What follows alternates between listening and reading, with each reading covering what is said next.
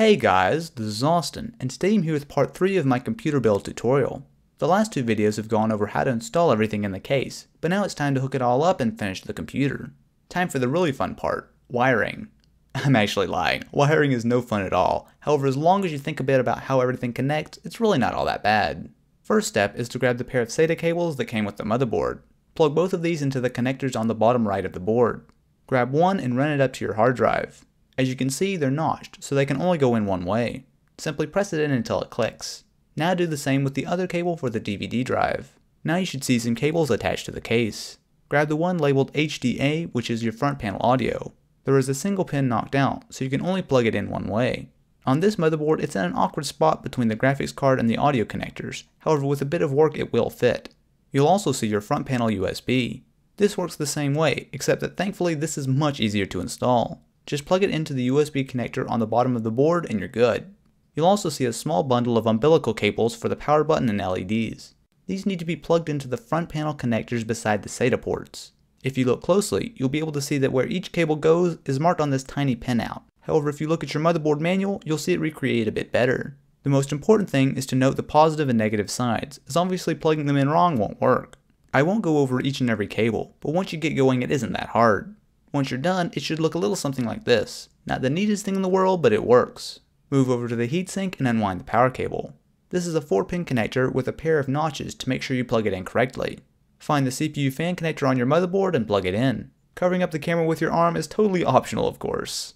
Let's continue connecting fans. The Antec 300 has a pair of fans, and both of them have the same type of connector except as a 3-pin. You'll find another system fan header on the bottom left of this motherboard to hook up the exhaust. Unfortunately, this motherboard doesn't have another connector, so we're going to have to come back for the third fan. Now come down to the power supply, unwrap the cables, and pull them out of the case. Before we get into connecting everything, let's go over what cables do what. The biggest connector is your 20-pin motherboard power cable. This is what powers everything on the motherboard, and it also uses an additional 4-pin connector. You'll also find a 6-pin cable. This is generally for powering graphics cards, and depending on the power supply, will sometimes have an additional 2 pins for higher powered cards. Moving on, you'll see these larger connectors, which are known as Molecs. We really won't be using these in our build, however they can be useful for using with adapters, which we will be doing. You'll also see a pair of 4-pin connectors. These are for CPU power and also connect to the motherboard. Lastly, we have these long flat cables, which are SATA power. This is what we'll be using to power our hard drive and optical drive. I know this is a lot to go over, but it's really pretty simple. The first thing is to plug in the 20 plus 4-pin motherboard power connector. It's best to route this behind the motherboard tray, but the cable is a bit short on this power supply, so just push it all the way back. Once the main cable is connected, plug in the additional 4-pin connector. Now you'll need to power the graphics card. The Radeon 7770 only needs a single 6-pin connector, so press it in until it clicks. For the hard drive and DVD drive, you'll need to grab a pair of SATA power cables and plug in the hard drive on bottom and then the DVD up top. Again, depending on the power supply and case, it's usually best to run these behind the tray and then back out to make sure everything is as neat as possible, but here we just need to stretch everything to fit. Since the power supply is unraveled, we can now connect the last fan. I had a 3-pin to Molex adapter lying around, which will work perfect. Just connect the male and female Molex ends together, and then connect the fan to the 3-pin connector and you're good to go. Last but not least, we've got to connect the CPU power, which are the pair of 4-pin connectors. This motherboard only uses one, so locate it up at the top left of the board and click it into place. Amazingly enough, we're almost there. All our parts are installed and everything is wired up. It looks like a minor computer explosion now, but we'll clean up our wiring in a minute. Grab the large AC power connector and plug the power supply into the wall. Then grab a monitor and keyboard and connect everything together. Now's the scariest part of the entire build, seeing if it actually works. Hit the power button and give it a go.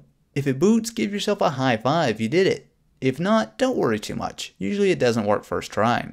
Go back and double check all of your connections and make sure the power supply is switched on. Once it does turn on and get into the BIOS, take a look at the build. Are all the fans running? How about on the graphics card? Check the power supply as well. If all is good there, go into the BIOS and take a look around. It should detect your CPU and installed memory, and your hard drive and DVD drive should show up as well. If everything looks good, you're almost there. We're not quite done yet though, the inside is still a bit of a mess. Cable management is an important part of the build to make future upgrades easier, improving airflow, as well as just making the build look better.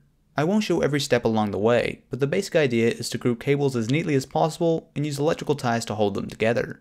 I didn't do a great job here, but considering how short the power supply cables are, it's good enough and a major improvement. Now put the side panels back on, screw them in with your thumb screws, and you're all done. Congratulations, you've built a gaming computer. If you guys enjoyed this tutorial and found it helpful, I'd really appreciate it if you could leave a thumbs up. If you want to check out this exact build, I'll have a link on screen now, and I'll also be doing a giveaway of this PC soon, so be sure to subscribe to the channel so you don't miss it or any of my other computer build videos. Hopefully you enjoyed this tutorial, and since you made it all the way to the end, thanks for watching.